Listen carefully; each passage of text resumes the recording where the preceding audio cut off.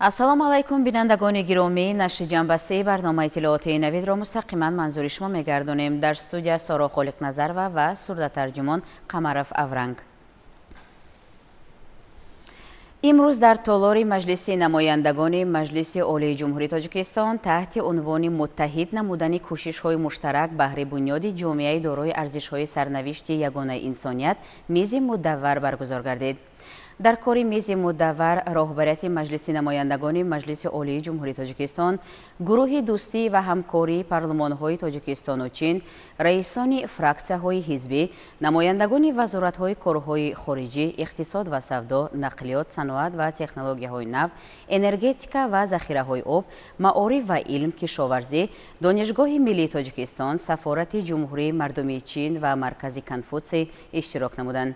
зимни баргузории мизи мудаввар нотиқон оид ба аваз ва дурнамои таҳким ва тавсеяи равобити дӯстона ва ҳусни ҳамҷаворӣ, мушорикати роҳбурдии ҳамаҷониба, шарикии стратегӣ дар ҳама заминаҳои ҳамкории Ҷумҳурии Тоҷикистон ва Ҷумҳурии Мардумии Чин изҳори назар намуданд.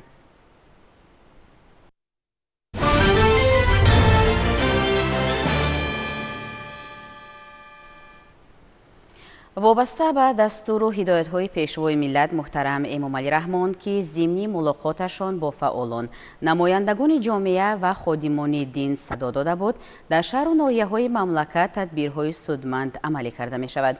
дар ҳамин робита дар вохӯрӣ вазири молияи Ҷумҳурии Тоҷикистон бо аҳолии ноҳияи Восе муҳимтарин масъалаҳои ҳаёти ҷамъиятӣ ва иҷтимоиву иқтисодӣ мавриди муҳокима қарор дода шуд. аз ҷараёни ин мулоқот ҳамкори мо Хоҷа Назиреев гузориш медиҳад. дар дораи суханронии президенти ҷумҳурии тоҷикистон пешвои миллат муҳтарам Эмомалӣ Раҳмон дар мулоқот бо фаъолон, намояндагони ҷомеа ва ходимони дини кишвар дар ин самт оиди ба саҳми сокинон расонидани моҳияти суханронии роҳбари давлат ва иҷрои дастур ва супоришҳо баҳри дар амал татбиқ намудани онҳо дар ноҳияи Восе бо иштироки вазири молияи Тоҷикистон, аъзои раёсат ва ҳукумати кишвар, намояндаи ҳукумати ҷумҳурии Тоҷикистон дар ноҳияи Восе Файзиддин Қаҳорзода бо аҳли ҷамоатчигии ноҳия, роҳбарони мақомотҳои ҳифзи ҳуқуқ, омӯзгорон, ходимони дин мулоқоти судманд анҷом доданд. намояндаи ҳукумати кишвар дар суханрониашон оиди вазъи ҷаҳони муосир, яроғноқшавӣ бо шитоб, пешгирии шомилшавии ҷавонон ба ҳар гуна ҳизбу ҳаракатҳои ғайрирасмӣ характери ифротгароӣ дошта, расидан ба ин ҳадафҳо бо роҳи баланд бардоштани масъулияти омӯзгорон дар самти таълим ва тарбияи насли наврас, дарки масъулияти баланди омӯзгорон, рафти иҷрои қонуни ҷумҳурии Тоҷикистон дар бораи масъулияти падару модар дар таълим ва тарбияи фарзандон ва иҷрои қонуни ҷумҳурии Тоҷикистон дар бораи танзими ҷашну маросимҳо дар ҷумҳурии Тоҷикистон муҳтавои суханронии роҳбари давлатро ба саҳми иштирокчиён расониданд. ҳамчунин Файзиддин Қаҳорзода оиди таъмини амнияти озуқавории мамлакат таъкидҳои роҳбари давлатро дар самти истифодаи оқилона ва самараноки сарвати табиии обу замин, гирифтани 3 ва 4 ҳосил аз як замин, захираи маводҳои озуқаворӣ баён доштанд.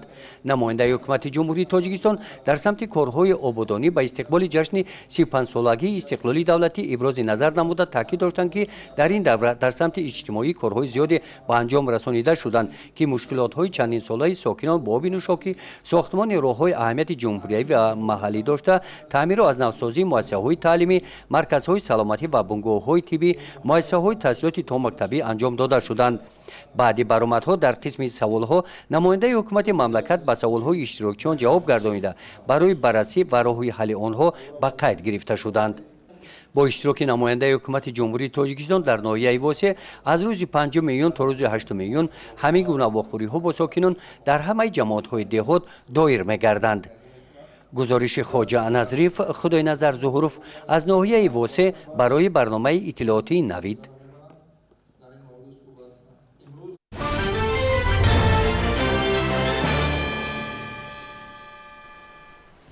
бар асари боришоти аз меъёр зиёди баҳори имсола дар баъзе минтақаҳои мамлакат офатҳои табиӣ ба амал омада ба мардум хисороти зиёди молӣ расонид.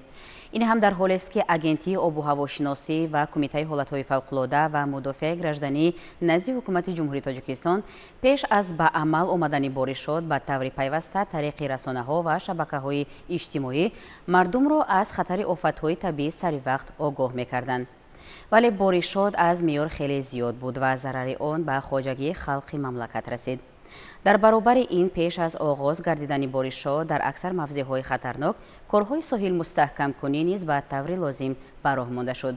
яке аз минтақаҳои хатарнок дар ҳудуди вилояти мухтори кӯҳистони Бадахшон соҳили дарёи Панҷ мебошад. мақомоти марбута дар мавсими имсола наздик ба 1 километр соҳили ин дарёро ки ба заминҳои корами хоҷагидорон хатар дошт мустаҳкам карданд. иттилоъ медиҳад ҳамкори мо Хосият Худоёрбекзода. замин яке аз унсури табиист ки дар ҳаёти инсоният нақши калидиро дорост. замин инсонро мехӯронад ва чорагари ҳар як мушкилоти рӯзгорон мебошад. мардуми тоҷик нисбати замин ва заминкорӣ эҳтироми хоса доранд ва дар маҷмӯъ истифодаи оқилонаи онро ҳадафи хиш қарор доданд. заминкорӣ ва заҳматписандӣ дар фарҳанги мардуми тоҷик аз аҳди бостон ҷойгузин аст ва имрӯз низ истодааст. ин аст ки асосгузори сулҳу ваҳдати миллӣ пешвои муаззами миллат муҳтарам Эмомалӣ Раҳмон низ истифодаи оқилона ва самараноки ҳар як ваҷаб замини корамро яке аз таъкидоти хеш қарор дода, вобаста аз истифодаи ҳадафмандонаи он яке аз самтҳои рушди стратегии мамлакатро таъмини амнияти узуқаворӣ эълон доштааст. вилояти мухтори кӯҳистони Бадахшон дар асли минтақаи камзамин аст ва васеъ намудани заминҳои корам аз ҳисоби соҳили дарёву шӯрзамин ва санглох ба ҳадафи муҳим табдил ёфтааст. имрӯзҳо бо ин мақсад дар ноҳияи Рӯшон 300 метр соҳили дарёи Панҷ мустаҳкам карда мешавад ки боиси он хоҳад гашт ки эҳтимолияти шуста шудани заминҳои назди соҳилӣ аз байн рафта масоҳати замини корам васеъ карда мешавад. ноҳияи Рӯшон нисбати дигар ноҳияҳои вилоят нисбати офатҳои табиӣ осебпазир мебошад, чунки дар мо зиёда аз 500 гектар замини корам қад-қади дарёи Панҷ мавҷуд аст ва хавфи хатари шусташавии соҳилҳо сола сол зиёд шуда истодааст. ин мавзеъи дашти барзуд аст ва ҷиҳати тағйирёбии иқлим ва гузарондани корҳои солимсарони аз тарафи давлати Афғонистон маҷрои об пурра ба тарафи мо гузашт ва хатари шусташавии соҳили дарёи Панҷ бисёр шуд.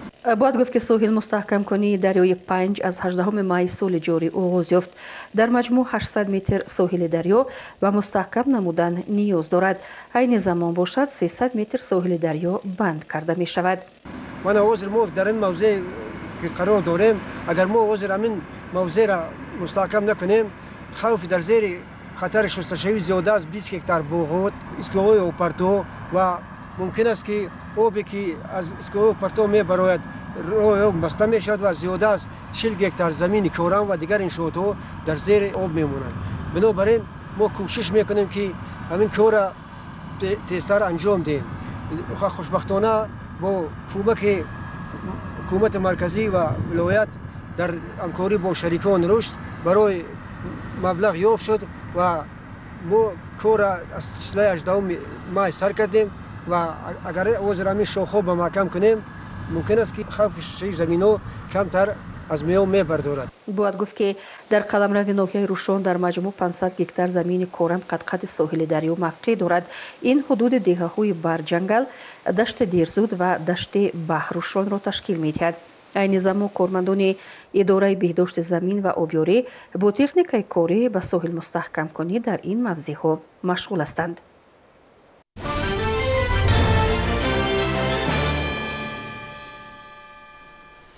дар боғи ғалабаи ноҳияи рӯдакӣ навазкарони даъвати баҳории қисми ҳарбии кумитаи ҳолатҳои фавқулода ва мудофиаи гражданӣ назди ҳукумати ҷумҳурии Тоҷикистон савганди ҳарбӣ ёд карданд. дар ин маросим пайвандони навазкарон, фармондеҳон, ҳамчунин собиқадорони қувваҳои мусаллаҳи кишвар ҳузур доштанд. гузориши ҳамкоронамон аз ин маросими бошукӯҳ. инак гурӯҳи навбатии ихтиёриён савганди садоқат ёд карда барои хизмат ба ватан ба сафи қувваҳои мусаллаҳи ҷумҳурии Тоҷикистон дохил шуданд. навазкарони қисми ҳарбии кумитаи ҳолатҳои фавқулода ва мудофиаи гражданӣ назди ҳукумати ҷумҳурии Тоҷикистон низ дар вазъияти тантанавӣ соҳиби номи пурифтихори сарбози ватан гардиданд.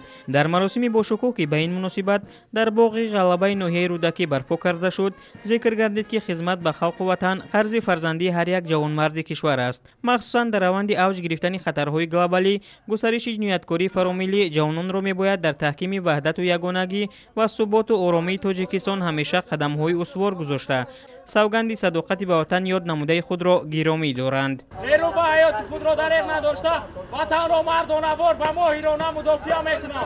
همین گونه نوسکران سوگند صداقت به وطن، خلق و ملت و دولت خویش یاد کرده آمادگی خود را بهر حفظ مرز و بوم اجدادی اظهار نمودند. با وطن صادقانه خدمت می‌کنم. من دانه‌زاده سعید مختار سعید مدثر امروز افتخار از آن میکنم که برای خدمت به خلق خود وطن مادر از حفظ خاک اجدادان زبان و نیاگان و صف قوای مسلح جمهوری تاجیکستان داخل شدم.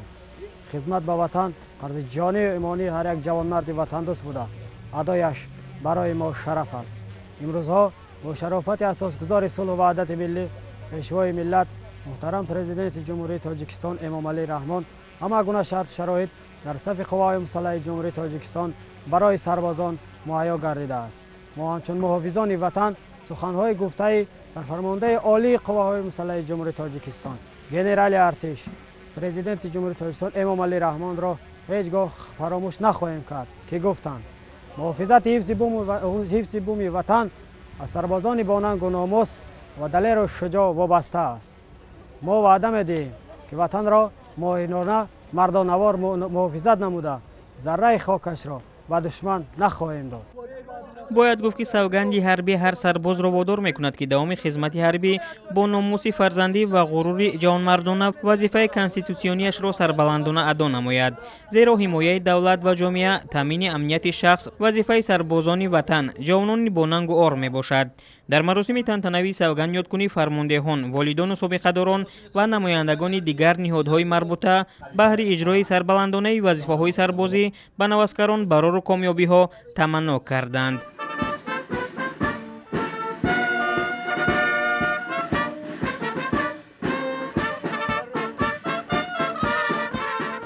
مراسم سوگند یادکنی نوسکران قسم حربی کمیته حالتهای فوق‌العاده و مدافع گراجانی نزد حکومت جمهوری تاجیکستان در ناحیه رودکی با رقص و شادی خاتمه یافت.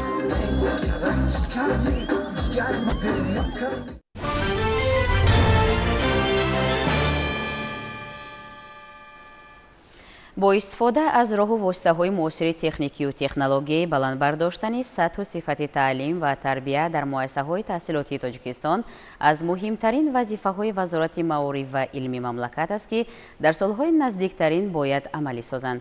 این نکته در ملاقات پیشوای ملت محترم امام علی رحمان با کارمندان ساحه علم و معارف و اهل ضیاء جمهوری که روز 30 می سال روان در دوشنبه برگزار گردید صدا داد. مسئولان وزارت معارف جهت با صفت اجرا کردن دستور و رهبریت دولت نقشه مخصوص تهیه و از روی آن عمل میکنند.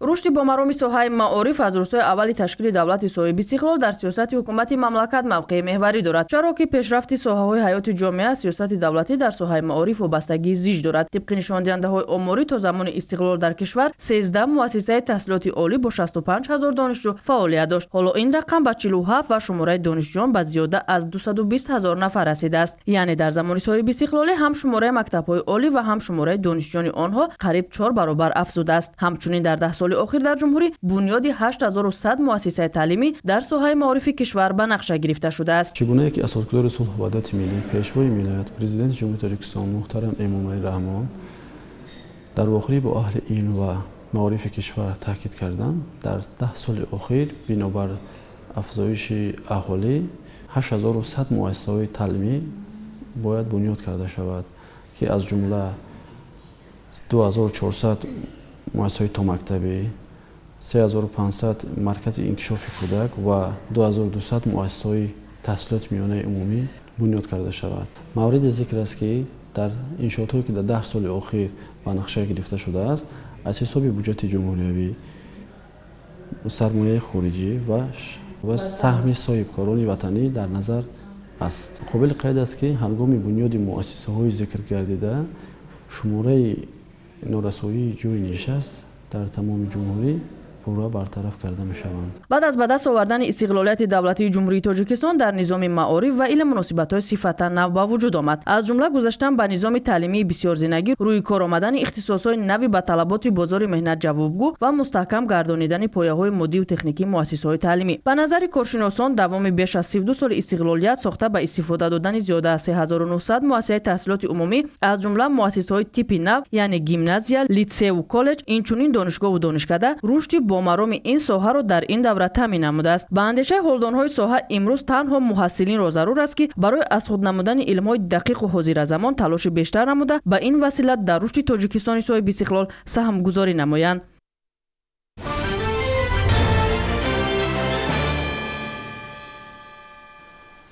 سال 2024 در تاجیکستان سال معرفت حقوقی اعلان شده است. هدف از این اقدام بلند برداشتن دانش‌های حقوقی شهروندان و به این وسیله مساعدت به استواری قانونمندی و قانون‌محوری در مملکت ارزیابی می شود. در ناحیه شمس‌الدین شاهین جهتی به طور باثمر تطبیق نمودن هدف‌های اساسی این تشبث در بین اهالی کارهای تبلیغاتی جریان دارد. با مقصد بلند برداشتن معرفت حقوقی شهروندان، رعایت قانون‌های عملکننده و بهتر گردیدن سطح زندگی مردم، سال 2024 از جانب پرزیدنت جمهوری تاجیکستان محترم امامعلی رحمان سال معرفت حقوقی اعلان کرده شد. بهر عملی نمودن این تدبیر در ناحیه شمس‌الدین شاهین، کارمندان ساحه عدلیه از جمله اداره نotariالی از آغاز سال یک قطار کارها را به انجام رسانیدند. وابسته به سال 2024 اعلام گردیدن سال معرفت حقوقی، اداره نotariالی دولتی ناحیه شمس‌الدین شاهین در بین اهالی ناحیه و کارخانه‌ها و تشکیلات‌های مؤسسه‌های ناحیه واخوری و صحبت‌ها گذرانده شد. مقصد واخوری و صحبت‌ها برای گذراندنمان برای بلند برداشتن سطح معرفت حقوقی شهروندان میباشد. در صحبت و واخوری‌ها ابراز می‌گردد که اقدام نجیب یعنی سال 2024 همچون سال معرفت حقوقی اعلان گردیدن با دورنمایی که تحکیم نظام دموکراتی، جامعه عدالت‌پرور و حقوق محور و قانون‌سالار مساعدت می‌کند. واقعاً جامعه‌ای که به انسان‌های با معرفت و تربیت دیده تکیه می‌کند از شکست اراده و تنزل امین بوده و پیروزی سرتاسری نائل می‌گردد. شعورناکی حقوقی شهروندان از بسیار جهت معین کننده درجه رشد دولت و تامینگر اعتبار آن در مقیاس جهانی معاصر است. امروز در مملکت وضع حقوقی تمام ساحه‌ها به سندهای معیاری حقوقی تنظیم می‌گردند و تحکیم می‌یابند. موجودیت بازه مستحکم قانونگذاری رشد پیوسته ساحه‌های مملکت را تأمین نموده و عامل‌های اساسی انکشاف جامعه شهروندی زمینه‌ها می‌گذارند. اطلاع دادند که چنین صحبت و واخوری‌ها در آینده نیز ادامه داده می‌شوند. شیرین جان سفرزاده، سیف‌الدین اسماعیلوف از ناحیه شمس‌الدین شاهین برای برنامه نوید.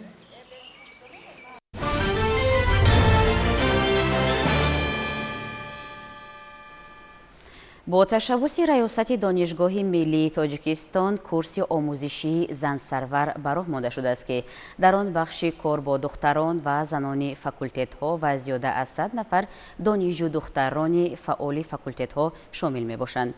امروز ریاست این مؤسسه عالی تعلیمی مملکت با شنوندگان و مسئولان این کورس ملاقات دایر ساخت.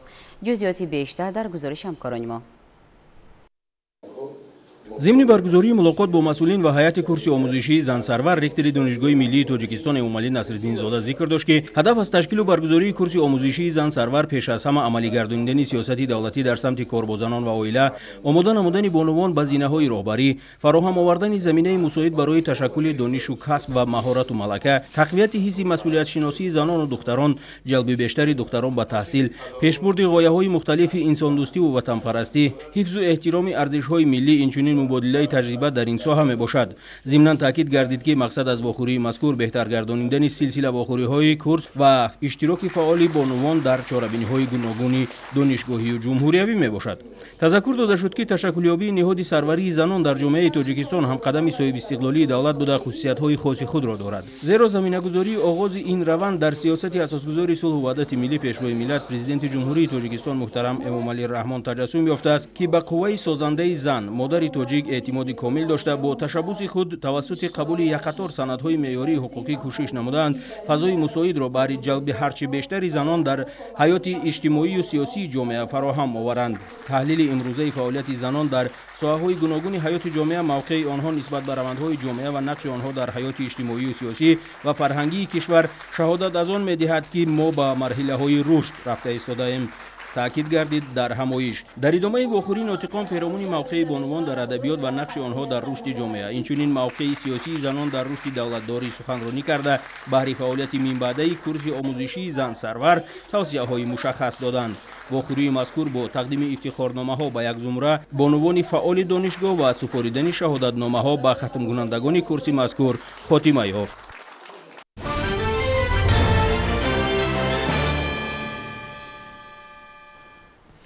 барзгарони ноҳияи дӯстии вилояти хатлон дар истеҳсоли ҳама навъи маҳсулоти кишоварзӣ таҷрибаи бой доранд.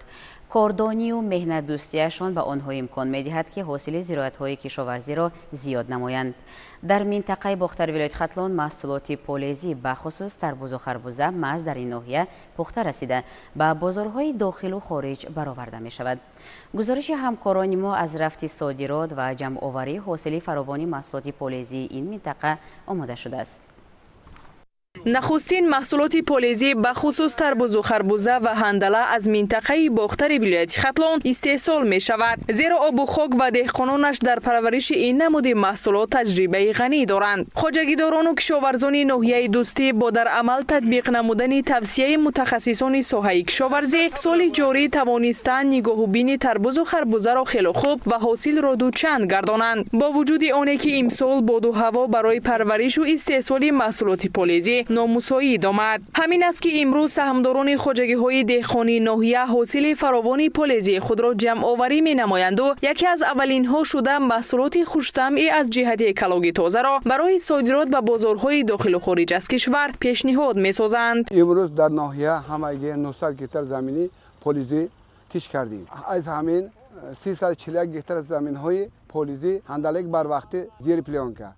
баъд вай 440 гектар ба мо дар ноҳия тарбуз, 67 гектар ба харбуза киш намудем. имсол обуҳо камтар вазми омода бошам сахт меҳнат карда зери плёнкада ҳосилноки баланд гирифта ҳар як гектар қариб 40 тонна 45 тоннаги ҳосил ронда истодааст.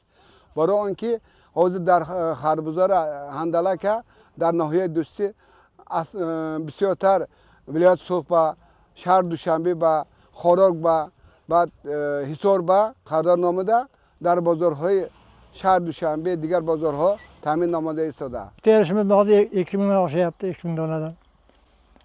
18 hosil beryapmiz aslida. мо бо ҳамроҳии фарзандон соли дуюм аст ки аз хоҷагидорон заминро дар майдони 2 гектар ба иҷора гирифта дар он маҳсулотҳои полезӣ яъне тарбузу харбуза ва дар кишти такрорӣ маккаи дон ва дигар маҳсулотҳои ғизоӣ кишту парвариш менамоем. дар айни ҳол тавре шумо мебинед мо ба ҷамъоварии ҳосили барвақтии тарбузу харбуза машғулем ва шукрона аз ин хоки зархези ватан мекунем ки бар ҷавоби заҳматҳои мо натиҷаи хуб медиҳаду сатҳи зиндагии мо беҳтар мегардад. mehnat qilsangiz hammasi bo'ladi. boygarlik hammasi shu yerda, mehnatda. сокинони ноҳия бо шукргузорӣ аз дастгириҳои бузургу беназири пешвои муаззами миллат муҳтарам Эмомалӣ Раҳмон дар таъмини амнияти озуқаворӣ ва рушди соҳаи кишоварзӣ саҳми шоиста мегузоранд ва сол аз сол майдонҳои кишти полезиро дар ҳудуди ноҳия афзон намуда дар фасли гармо барои талаботи мардумро бо маҳсулоти полезӣ таъмин намуданд бо меҳнати шабонарӯзии худ хони мардумро пурбор мегардонанд. 20-25 сол шуд мо ҳамин маҳсулоти полезӣ ҳамин вилояти хатлона ҷамъоварӣ мекунем. таври шумо من تربوز ازی بار کردیم با هندلک بار میکنیم. مثلا من همین تربوز ازی ما همینجا نرخ 18 سومون گرفته استیم. همه میبریم 20-22 راست خودی رحمانه میبریم یا سم دوستم بلوش دمیمونه میفروشیم. دهخان من ازی در همین سری زمین دهخانیش میکند ما تجارو اومده همین سری زمینش خریداری کرده با بازار دسترس میکنیم. دهخان پسی دهخانی خودش با میشه. سال گذشته ممکن دمی 300 تن برده باشیم.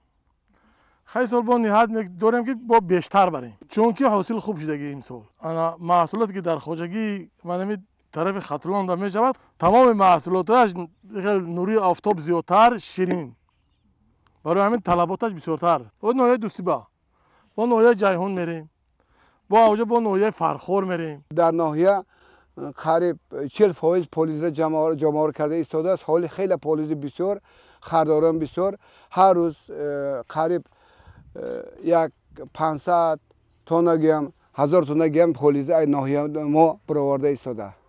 در این ردیف با اطلاع مسئولین ریاست کشاورزی ناحیه دوستی تا به امروز مال و محصولات کشاورزی بیرون از کشور بیش از 400 تن به مثال کرم و گلکرم و لبلبوی سرخ صادرات کرده شده است که اجرایش آن 100% نقشه را تشکیل می‌دهد و تلاش دارند حاصل نوبتی را نیز به تلف دارند و محصولات اولیه پولیزی را پیشنهاد بازارهای جهانی گردانند. گزارش شهلای احمد خان، فیروز جان قربانوف برای برنامه اطلاعاتی نوید از ناحیه دوستی.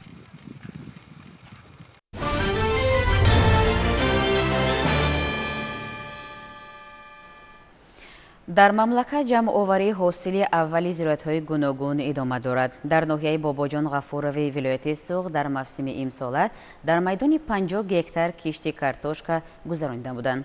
عین حال در اکثر خواجگی‌های این ناحیه کارتوشکا پخته رسیده است و خواجگیداران با جمع‌آوری حاصل شروع کردند. تفصیلات در گزارش همکاران ما.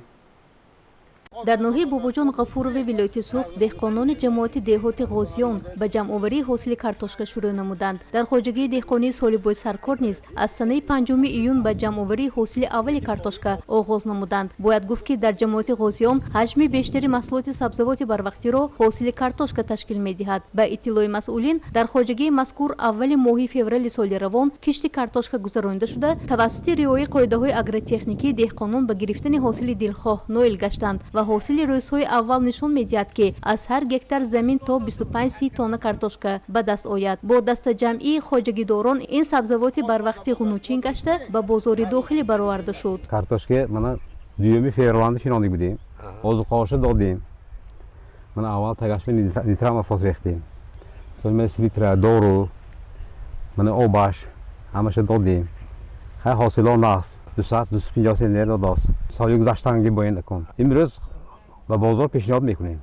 تخمی گفته نویا برنده سازونده، دیومی فرنده شیراندیم، کلان کردیم، آب میتیم، خوب کش میکنیم. من امروز شینداسی میکنم، حاصلات پخته رسید و بازار میبراریم. خوب کار کردیم، دادیم، وقتش با آب ماندیم. کلان کردیم نقش حاصلاش. به گفته مسئولین جماعت دهات غازیان در خواجگی دهقانی حدود جماعت در قطار دیگر نمود سبزیجات در میدان بیش از 70 گکتار زمین کشتی کارتوشکا گذرانده شده است. اینچنین در قطعه‌های نزد حولگی و زمین‌های پرزیدنتی در میدان 15 گکتار کشتی کارتوشکا گذرانده شده. حاصل پخته رسیده آن در تامین بازار داخلی با سبزیجات بروقتی حصه بیشتر دارد. در حدود جماعت غازیان به غیر از دیگر سبزیجات‌ها اینچنین کشتی کارتوشکا گوییم خیلی زیاده از 70 گکتار گذرانده شده است و در تامین بازار داخلی حصه کلان میگذارد. اینچنین در قطعه نزد حولگی، اینچنین در زمین‌های پرزیدنتی هم زیاده از 15 گکتار حاصل کارتوشکا موجود است. از ماه ینور سر کرده در زیر پلانکگی کارتوشکی بر وقت کش کرده می شود و که این گوییم برتری خیلی زیاد دارد. حاصل این اصولی کش در بازار داخلی از همه با وقت برآورده می شود. با اطلاع سردار اداره کشاورزی ناحیه باباجان غفوروف سال جاری در ناحیه در میدان عمومی 2283 گکتار زمین کشتی سبزیجات بروقتی گذرانده شده. از این نشان دهنده 250 گکتار را کشتی کارتوشکا تشکیل می دهد. کشتی کارتوشکا در جماعت‌های دهات دادابای خولماتوف، خواجگی به نام ایرون خوجایوی جماعت اونجی، خواجگی به نام رحمان نبیوی جماعت یاوه نیز گذرانده شده. جمع‌آوری آن جریان دارد.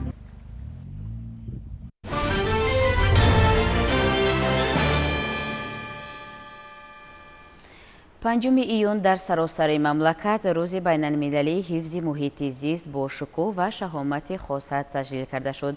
واقعا هم مردم ما از دوره‌های باستان با طبیعت و زمین علاقه‌مندی مخصوص دارند. دوست داشتن طبیعت و حفظ ثروت‌های آن میراث هزار ساله‌های گذشتگان ماست که خوشبختانه امروز هم این عنعنه نیک ادامه دارد. در شهر ایسار نیز به مناسبت این سنه بین المللی جمع آمد و چهاره‌بینی با شکوه برگزار گردید.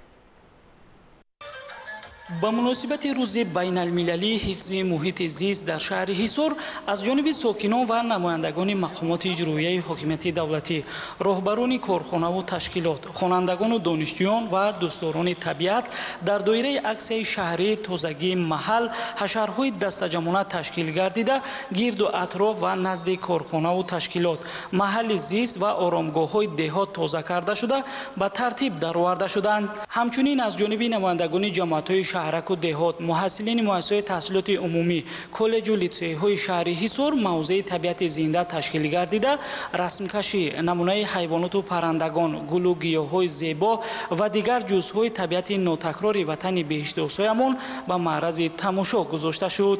نماینده مقامات اجرایی حکومت دولتی شهر حصار ضمن برآمد خود قید نمود که ضرور است که ما به مسائل حفظ محیط زیست، عالم نباتات و حیوانات، وضع اکولوژی مناسبت جدی نشان دهیم و با این مقصد طلبات قانونگذاری ساحه را در عمل تطبیق نماییم. از این لحاظ در همکاری با کارمندان شعبه حفظ محیط زیست شهر حصار در تطبیق سیاست اکولوژی منطقه و بلند برداشتن معرفت اکولوژی مردم سهمگذار باشیم. در اساس فرمایش رئیس کمیته حفظ محیط زیست نزد حکومت جمهوری تاجیکستان و قرار رئیس شهر حصار بخشیده بر روز بین المللی محیط زیست در حدود شهر کارهای آبادانی، تازگی محیط زیست، اکسیهای تازگی ساحل، محل و راه برگزار گردید. طبق فرمایش رئیس کمیته حفظ محیط زیست نزد حکومت جمهوری تاجیکستان آزمون جمهوریوی در موضوع طبیعت خانه ماست آن را حفظ می نماییم. آزمون جمهوریوی برگزار گردید. در این آزمون خوانندگان لیسه پرزیدنتی شهر حصار و مؤسسه‌های تعلیماتی میانه عمومی حدود شهر سزاوار جایهای افتخاری گردیده با دیپلم ها و مکافات رئیس کمیته سرفراز گردانیده شدند. در ادامه چاره‌بینی به دوستداران طبیعت و اشتراکچیان فعال آزمون‌هایی که در جمهوری و شهر گذرانده شده بودند، از جانب مسئولین مقامات اجرایی حکومت دولتی شهر حصار افتخارنامه، سپاسنامه و تحفه‌های مالی و پولی کمیته حفظ محیط زیست نزد حکومت جمهوری تاجیکستان و شعبه حفظ محیط زیست شهر حصار سپرده شد. صورتی قشلاقی دختر باز مفتونم نمود یادی رویش لحظه از خش بیرونم نمود یادی رویش لحظه. از جانب هنرمندان بخش فرهنگی شهر حصار برنامه رنگین کنسرتی پیشکش اشتراکداران چاره‌بینی گردانیده شد.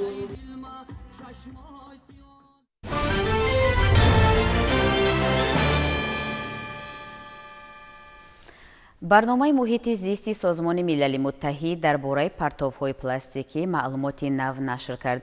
тибқи иттилои мутахассисони ин барнома зарари маводҳои пластикӣ ба муҳити зист даҳсолаҳо боқӣ мемонад.